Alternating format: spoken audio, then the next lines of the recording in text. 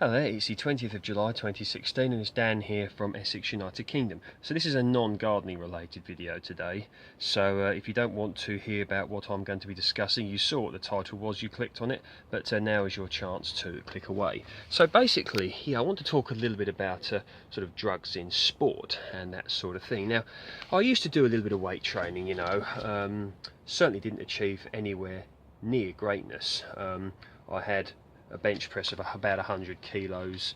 I had squats of about 140 kilos and deadlifts of about 175 kilos.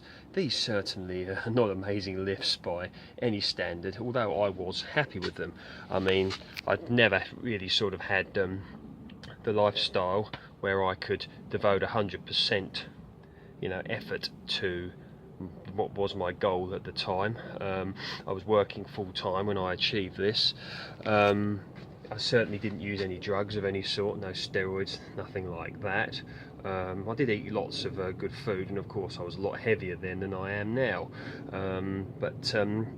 Yeah, I mean, I had sort of a little bit of enjoyment doing it, but I certainly never achieved anywhere near greatness, but it was a good hobby and I enjoyed it at the time. But I don't do it anymore now, because I've got bigger fish to fry, so to speak, and also working as a gardener and doing my own garden as well. I get plenty enough sort of physical exercise, and as I've got a little bit older, I don't really sort of see the need for this extra level of strength that I was carrying at the time, and the effort in which I had to put in order to sort of keep that sort of level of strength that I managed to achieve.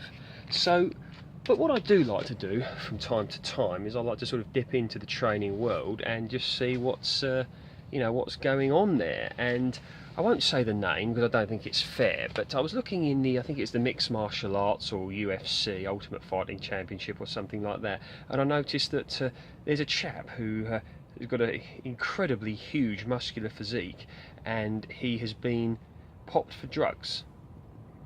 And some people are acting as if this is some sort of surprise.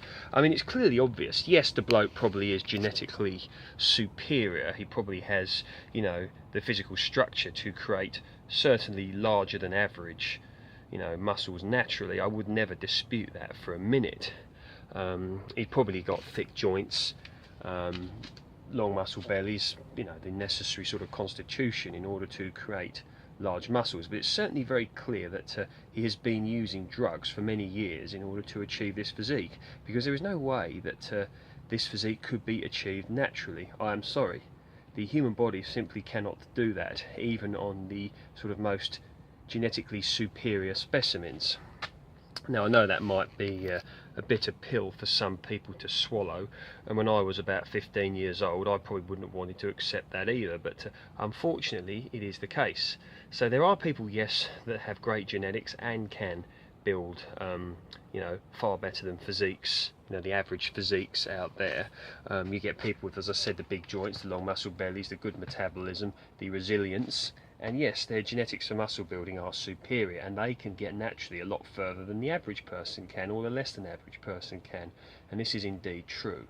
But I really think that the drugs in sport has kind of become almost a laughable issue, really, because people go on about how wrong the use of drugs is or are. Now that's a different sort of subject entirely, and I'm literally only going to talk about the demand and with regards to the sporting arena, the sporting area.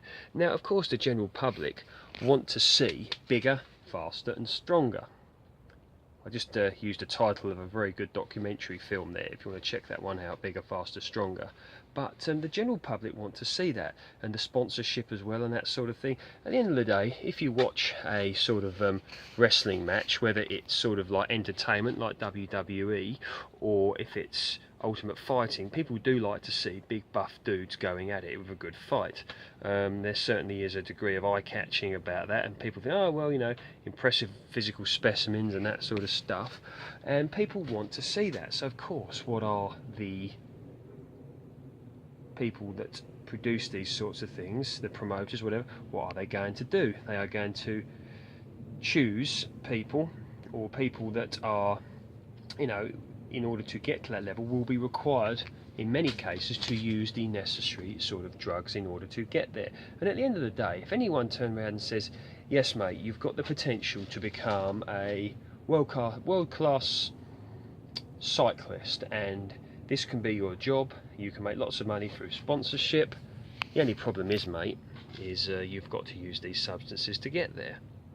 Now, of course, this is an ethical debate, but if someone is working a 9-to-5 job and, you know, they have all the necessary potential there, because not just anyone can become an elite athlete, even with drugs, please remember that, you know, and then they may then choose to do the drugs, and who really can blame them?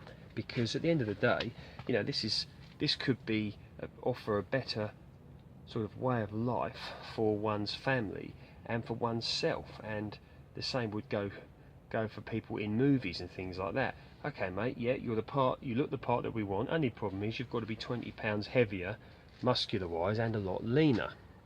Again, what are people going to do? They're going to use the drugs, aren't they? Unless of course they are strong-willed enough, if you want to call it that, or there's something in their mind that says, nope, I want to keep my natural status. Now, for me, when I was training, keeping my natural status was incredibly important to me, because I hated the mere thought of having strength that didn't come from myself. Now, that purely is a personal issue, and I would never judge anybody who used the drugs. But myself, you know, staying natural was certainly was number one. And once again, I'm certainly not genetically ideal for weight training, you know, but I achieved, you know, what made me happy at the time, and then I got injured, and that was the end of it. So, well, I probably could go back to it if I really wanted to, but to be honest, I don't really want to. I'm quite happy doing my gardening and doing a few sort of press-ups and this sort of thing, but although one day I might consider to go back to it, who knows.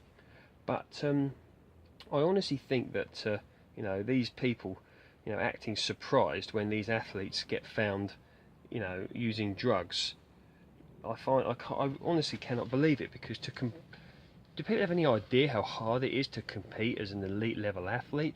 I mean, if you take something like, you know, mixed martial arts or ultimate fighting, the training you have to do, the constant bashing you're going to have to take, the years of sort of travelling in order to sort of compete, and that, it's all going to take its toll on you, particularly as you get older. I mean, no one stays 21 forever, that's a fact.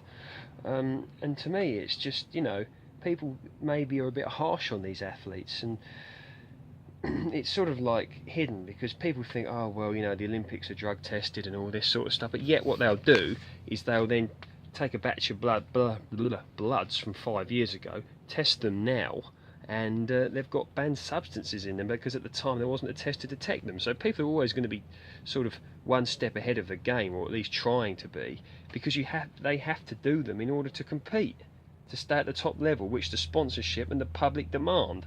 I mean, of course, if a particular record at running or cycling or swimming or weightlifting is set at a particular point, the general public and the sponsors and the viewers, they don't want to see it go down. They want it to keep going up, up, up and up.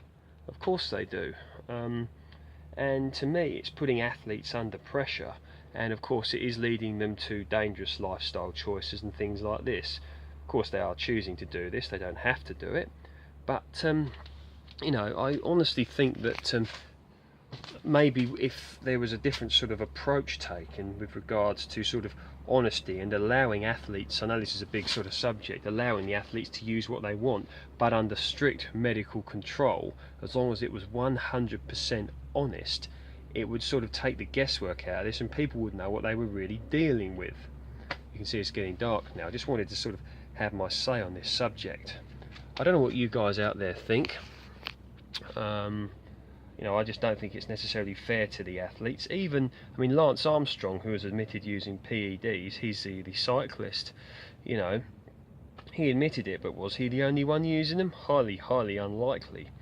And I think he deserves credit, really, for admitting, you know, what he did in order to compete at the level that he did. So, these are my thoughts.